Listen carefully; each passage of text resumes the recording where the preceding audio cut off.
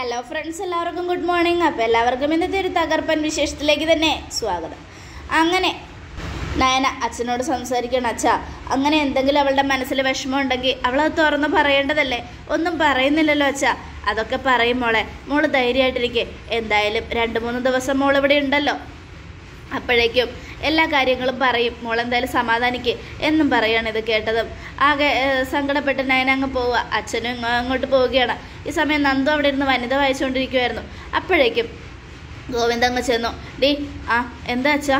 ആരാ ഈ അനിത?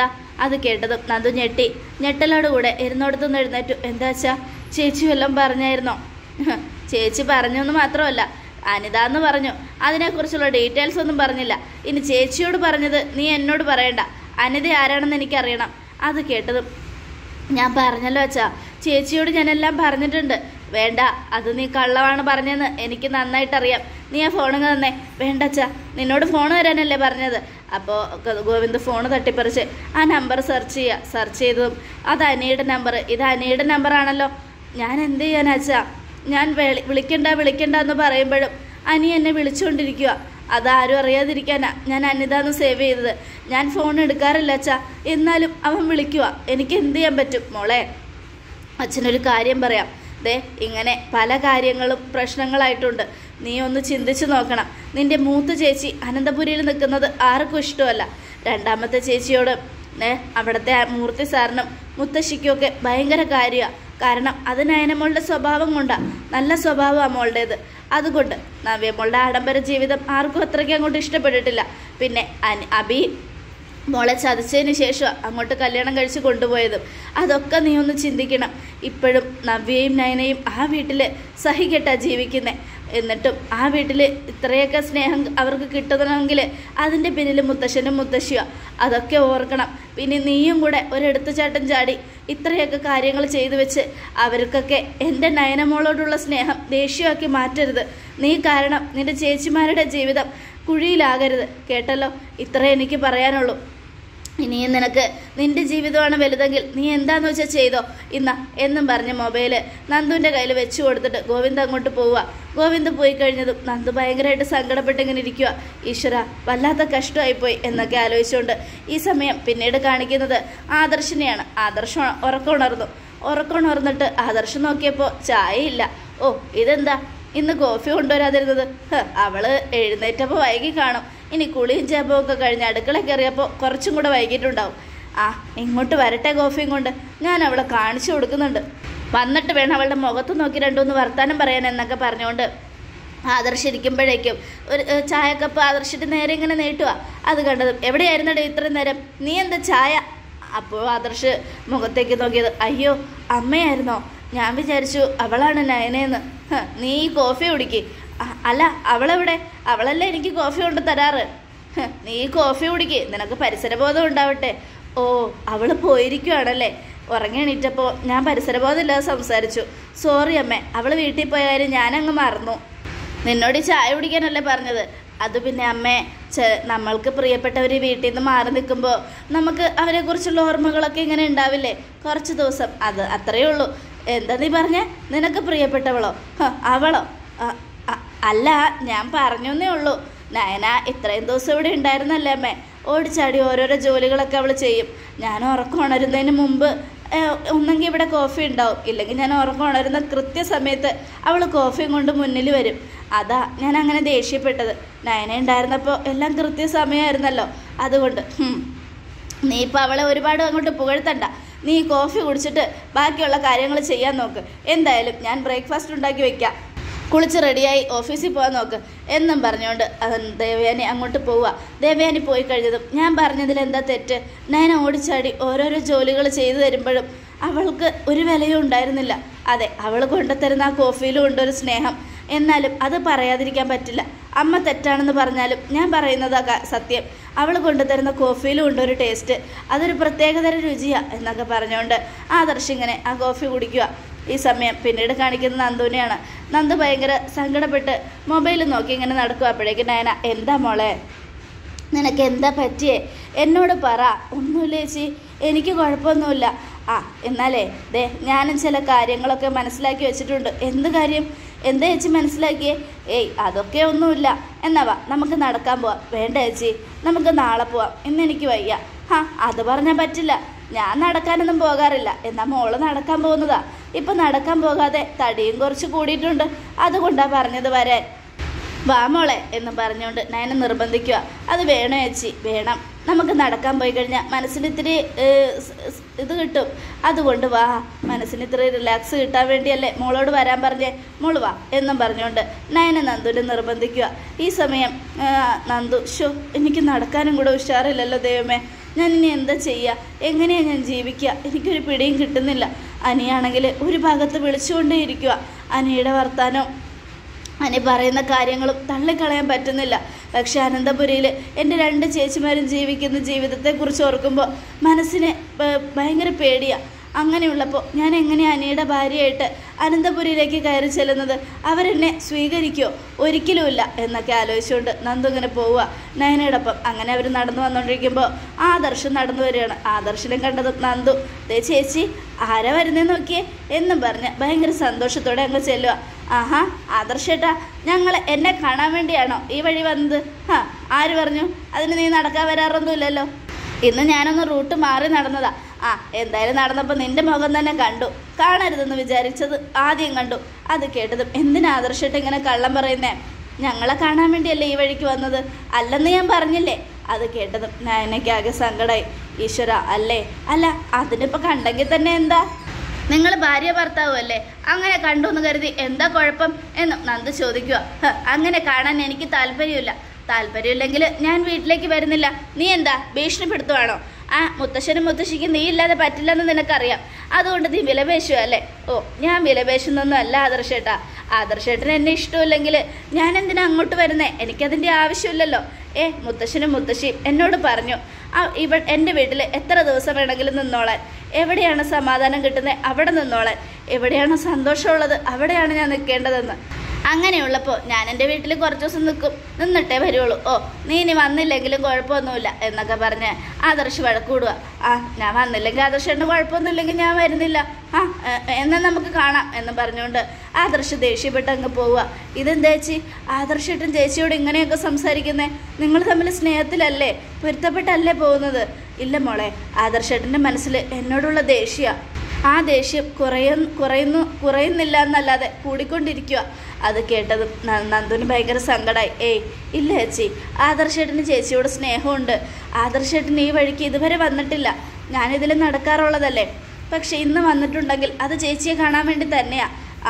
അങ്ങനെ പറഞ്ഞ് ആശ്വസിക്കുകയാണെങ്കിലും മനസ്സിന് നല്ല വിഷമമുണ്ട് മോളെ. ആദർശേട്ടന് ഞാനൊരു ബാധ്യതയാണ്. ഇത് ചെയ്യാനാ, എല്ലാം സഹിക്കുക. വാ നമുക്ക് നടക്കാം എന്ന് പറഞ്ഞുകൊണ്ട് അവർ രണ്ടുപേരും നടക്കുവാണേ സമയം ആദർശ്, ഞാൻ അങ്ങനെയൊന്നും പറയണ്ടായിരുന്നു. പറഞ്ഞത് കടുപ്പിച്ചു പോയോ? സത്യത്തിൽ അവളെ കാണാനാണല്ലോ ഞാൻ ഈ വഴി നടന്നത്. അവളെ കണ്ടപ്പോൾ മനസ്സിനൊരു ആശ്വാസം കിട്ടിയെങ്കിലും അവളെക്കുറിച്ച് അവളോട് കുറേ പറഞ്ഞപ്പോൾ മനസ്സിലെന്തോ വല്ലാത്തൊരു വിഷമം പോലെ. എൻ്റെ ഈഗോയാണ് ഇതിനൊക്കെ കാരണം. എന്നെക്കൊണ്ട് ആരൊക്കെയോ ഇങ്ങനെയൊക്കെ പറയിപ്പിക്കുന്നത് പോലെ തോന്നുക. വല്ലാത്തൊരു കഷ്ടം തന്നെ എൻ്റെ കാര്യം. ആരെങ്കിലും കാണുമ്പോൾ അവരെ ഇങ്ങനെ സ്നേഹിക്കാൻ തോന്നുന്നില്ലല്ലോ, വഴക്കിട്ടുകൊണ്ടിരിക്കുക. ഞാൻ എന്താ ഇങ്ങനെ ചെയ്യുന്നേ എന്നൊക്കെ ആലോചിച്ചുകൊണ്ട് ഭയങ്കര സങ്കടത്തോടെ ആദർശ്, പറയണ്ടായിരുന്നു, അവളുടെ മുഖത്ത് നോക്കി വഴക്കടിക്കണ്ടായിരുന്നു. ശരിയായില്ല ഞാൻ വഴക്കിട്ടത്. എന്നാലും അവൾക്ക് എന്തൊരു വിഷമമായിട്ടുണ്ടാവും. ഇനി ഇതിൻ്റെ പേരിൽ അവൾ അനന്തപുരിയിലേക്ക് വരാതിരിക്കോ? ഈശ്വര, അവൾ വന്നില്ലെങ്കിൽ എൻ്റെ കാര്യം കഴിയും. അതോടുകൂടെ എല്ലാം അവൾ വേണം. അവളുണ്ടെങ്കിലേ ഇത്തിരി സമാധാനം ഉണ്ടാവും എന്നൊക്കെ പറഞ്ഞുകൊണ്ട് ആദർശ് ഭയങ്കര സന്തോഷത്തോടെ ഇങ്ങനെ സങ്കടത്തോടെ ഇങ്ങനെ ഓരോന്ന് ആലോചിച്ചുകൊണ്ട് പോവുക. അങ്ങനെ ആദർശ് അനന്തപുരിയിലെത്തിയതും കനക, മോനെ നയനമോളെ കണ്ടായിരുന്നു അല്ലേ? അപ്പോഴത്തേക്കും അത് ഇവിടെ വിളിച്ച് അറിയിച്ചൊന്നുമല്ല മോനെ, അവളുടെ അമ്മയല്ലേ ഞാൻ. അപ്പോൾ എന്ത് കാര്യം നടന്നാലും എന്നോട് പറയണമല്ലോ, അത്രയേ ഉള്ളൂ. എന്നോട് പറഞ്ഞു. അത് ഇത്ര വലിയ തെറ്റാണോ? തെറ്റൊന്നുമല്ല. പിന്നെ അവളവിടെ നിൽക്കുന്നെങ്കിൽ നിന്നോട്ടെ. അവിടെ നിൽക്കുന്നതുകൊണ്ട് എനിക്ക് കുഴപ്പമൊന്നുമില്ല. അവളവിടെ നിന്നാലും ഞാൻ അവളെ കുറ്റം പറയത്തൊന്നുമില്ല എന്നൊക്കെ ആദർശ് പറയാം. മോനൊന്ന് വിളിച്ചാൽ മോൾ ഓടി വരും. ഞാൻ വിളിക്കുന്നൊന്നുമില്ല. അവൾ എന്നോട് പറഞ്ഞിട്ടൊന്നും അല്ലല്ലോ പോയത്. പിന്നെ ഞാനെന്തിനാ വിളിക്കുന്നേ? അല്ലെങ്കിൽ തന്നെ നമുക്ക് കുറച്ച് അഹങ്കാരം കൂടുതലാണ്. അവൾക്ക് വേണ്ടി എല്ലാം ചെയ്യും. ഞാൻ അവളെ അറിഞ്ഞ് വിളിക്കുമെന്നൊക്കെ ഉള്ളൊരു അഹങ്കാരം. ഞാൻ അങ്ങനെ ചെയ്യില്ലമ്മേ എന്നും പറഞ്ഞുകൊണ്ട് ആദർശ് ദേഷ്യപ്പെട്ട് അകത്തേക്ക് പോവുക. ഇത് കേട്ടതും കനകയ്ക്ക് ഭയങ്കര സങ്കടം. ഈശ്വര, അപ്പം മോളോടുള്ള ദേഷ്യം കൂടുകയാണോ? അത് കുറയില്ലേ ഭഗവാനെ എന്നൊക്കെ പറഞ്ഞുകൊണ്ടിരിക്കുക. അപ്പോൾ ആദർശ് അകത്തേക്ക് ചെന്നതും ആദർശ് നയന തലയിൽ എണ്ണ തേച്ച് കൊടുക്കുന്ന ആലോചിക്കുക. എണ്ണ തേച്ച് തലയിൽ മസാജ് ചെയ്യുന്നത്. അതേ ആദർശേട്ടാ, മുടിയൊക്കെ ഷാമ്പിട്ട് കുളിച്ച് ആകെ മൊത്തത്തിൽ കൊഴിഞ്ഞല്ലോ. എൻ്റെ മുടി കൊഴിഞ്ഞത് നിന്നെ കല്യാണം കഴിച്ചോണ്ടാ. ഓ, അപ്പം മുടിക്ക് പോലും നമ്മൾ കല്യാണം കഴിച്ചത് ഇഷ്ടപ്പെട്ടിട്ടില്ല അല്ലേ? അതെ, അടി മുതൽ മുടി വരെ നിന്നോട് വെറുപ്പാ. സാരമില്ല, എന്നാലും എൻ്റെ കടമകൾ ഞാൻ ചെയ്യണ്ടേ എന്നും പറഞ്ഞുകൊണ്ട് നയന എണ്ണയൊക്കെ തേച്ച് കൊടുക്കുക. അപ്പോൾ ആദർശ എണ്ണ എടുക്കാൻ പോയപ്പോൾ അതിൽ എണ്ണയില്ലാതായപ്പോൾ ആദർശിന് ഭയങ്കര സങ്കടമായി. അച്ഛാ, മുത്തശ്ശി എവിടെ? മുത്തശ്ശൻ്റെ റൂമിലുണ്ടാവും. എന്താ മോനെ? ദേ, ഇത് എൻ്റെ തലയിൽ തേക്കുന്ന എണ്ണയാ, ഈ കാച്ചി എണ്ണയാ നയന എനിക്ക് തലയിലിട്ട് തരാറ്. ഈ എണ്ണ തീർന്നു, ഈ എണ്ണ തന്നെ ഇടണമെന്നാ മുത്തശ്ശി പറഞ്ഞത്. മുത്തശ്ശിയല്ല, നിന്റെ ഭാര്യ നയനയാണ് അത് പറഞ്ഞെന്ന് പറയാൻ നിനക്ക് എന്താണ് ഇത്ര ബുദ്ധിമുട്ട്? എടാ, നയനയല്ലേടാ നിനക്ക് ഈ എണ്ണ ഇട്ട് തരുന്നത്. അങ്ങനെയുള്ളപ്പോൾ ആ എണ്ണ ഉണ്ടാക്കിയത് നയന തന്നെയാണല്ലോ. അതുകൊണ്ട് അത് പറയാൻ മാത്രം എന്തിനാ ഇത്ര മടി കാണിക്കുന്നത്?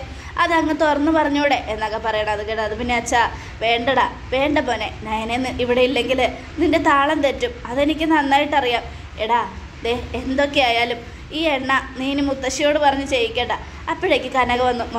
മോൻ്റെ തലയിൽ തേക്കുന്ന എണ്ണയുടെ കാര്യമല്ലേ?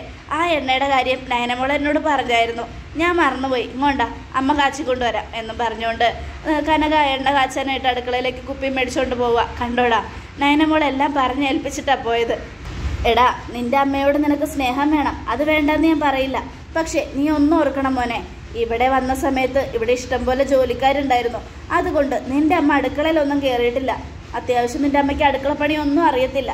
പിന്നെ നീ ഒറ്റയ്ക്കാവുമ്പോൾ നിൻ്റെ കാര്യങ്ങൾ നിനക്ക് തന്നെ നോക്കി നടത്തേണ്ടി വരും. അങ്ങനെയുള്ളപ്പോൾ കുറച്ച് അടുക്കളപ്പണിയൊക്കെ ചെയ്യുന്നത് നല്ലതാ. കുറച്ച് അടുക്കളപ്പണിയൊക്കെ എനിക്കറിയാച്ചാ. അറിയാമെങ്കിൽ അത്രയും നല്ലത്.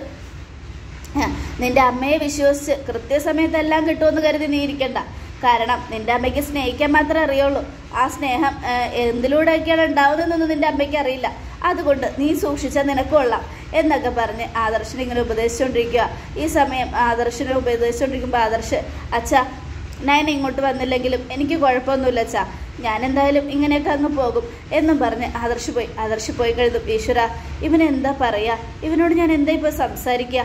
എന്തൊക്കെയായാലും ഇവൻ എന്നാ നയനമോളെ മനസ്സിലാക്കുന്നത്? ഒരു പിടിയും കിട്ടുന്നില്ലല്ലോ എന്നൊക്കെ ആലോചിച്ചുകൊണ്ട് നിൽക്കുക. അപ്പോഴേക്കും കനക അങ്ങോട്ട് വരിക. ആദർശ് മോൻ്റെ അച്ഛാ. എന്താ? അതെ, നിങ്ങൾ സംസാരിക്കുന്നത് ഞാൻ കേട്ടായിരുന്നു. എന്താ കനകെ, ഞാൻ പറഞ്ഞതിൽ വല്ല തെറ്റുണ്ടോ?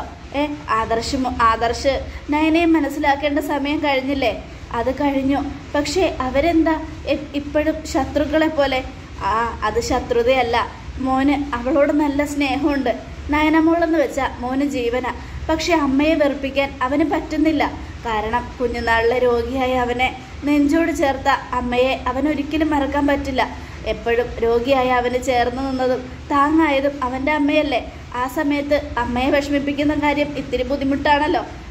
ആ ഒരു കാര്യമാണ് ഇപ്പോൾ ദേവയാനി അവസരമായിട്ട് മുതലെടുക്കുന്നത്. അങ്ങനെ മുതലെടുക്കുമ്പോൾ അത് വേറെ വലിയ പ്രശ്നത്തിലും ചെന്ന് അവസാനിക്കും. കണ്ടില്ലേ, സ്വന്തം മകനെ കുടുംബജീവിതം ജീവിക്കാൻ അനുവദിക്കാതെ അവൾ വാശി പിടിച്ചുകൊണ്ടിരിക്കുക. ആ സ്നേഹമാണ് അവനിപ്പോഴും നയനയെ അകറ്റി നിർത്തിയിരിക്കുന്നത്. അതുകൊണ്ട് നയനമോൾ ഇങ്ങനെ മാറി നിൽക്കുന്നതിൽ അവന് സങ്കടമില്ല എന്ന് പറയുന്നത്. പക്ഷെ ഉള്ളു നിറയെ മോന് സങ്കടമുണ്ട്. അവൻ്റെ കാര്യങ്ങളൊന്നും കൃത്യമായിട്ട് നടന്നു പോകുന്നില്ല. കാലത്ത് എഴുന്നേറ്റ് ഒരു കോഫി കിട്ടിയില്ല, നടക്കാൻ പോകുമ്പോൾ ഒരു ഉഷാറില്ല. അങ്ങനെ പല കാര്യങ്ങളും അവന് സംഭവിച്ചിട്ടുണ്ടെങ്കിൽ അതിനൊക്കെ പിന്നിൽ നയന തന്നെയാണ്. നയനമോളുടെ സ്നേഹം അവനില്ലാതാകുന്നു എന്ന് മനസ്സിലായിട്ടുണ്ട്. നയനമോളില്ലെങ്കിൽ തന്നെ സ്നേഹിക്കാൻ ആ വീട്ടിൽ ആരും ഇല്ല എന്നുള്ളൊരു തോന്നൽ അവൻ്റെ മനസ്സിൽ വന്നിട്ടുണ്ട്. അതുകൊണ്ടാണ് കനകെ അവൻ അങ്ങനെയൊക്കെ ദേഷ്യപ്പെടുന്നത്. എന്തായാലും എനിക്കെല്ലാം മനസ്സിലാവുന്നുണ്ട് ആദർശമുണ്ട് അച്ഛാ. പക്ഷേ ഇവരുടെ വഴക്ക് ഇങ്ങനെ തുടർന്നാൽ എങ്ങനെ ശരിയാവും? ഇവരുടെ വഴക്ക് നമ്മൾ മാറ്റിയെടുക്കണ്ടേ?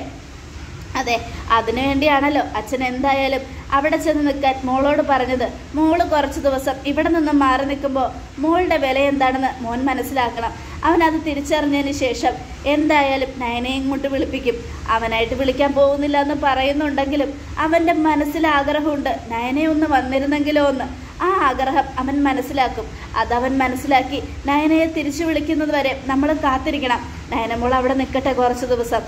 എല്ലാ ബുദ്ധിമുട്ടുകളും മനസ്സിലാക്കി ആദർശിന് നയന ഇല്ലാതെ പറ്റില്ല എന്നുള്ളൊരു തോന്നൽ വരുമ്പോൾ ഉറപ്പായിട്ടും അവൻ പോയി മോളെ വിളിച്ചുകൊണ്ട് വരും. അല്ല ആദർശമോൻ്റെ അച്ഛാ, എനിക്കൊരു സംശയം. എന്താ? ഇനി ആദർശമോൻ നയനമോളെ വിളിച്ചില്ലെങ്കിലോ? അത് കേട്ടതും ജയൻ ഞെട്ടലോടുകൂടെ ഇങ്ങനെ നിൽക്കുകയാണ്. അതോടുകൂടെ എപ്പിസോഡ് അവസാനിക്കുകയാണ്. നാളത്തെ ഒരു തകർപ്പൻ വിശേഷത്തിനായിട്ട് കാത്തിരിക്കുക. എല്ലാവർക്കും ഒരിക്കൽ കൂടെ നല്ലൊരു ശുഭദിനം തന്നെ ആയിക്കോട്ടെ. Thank you friends.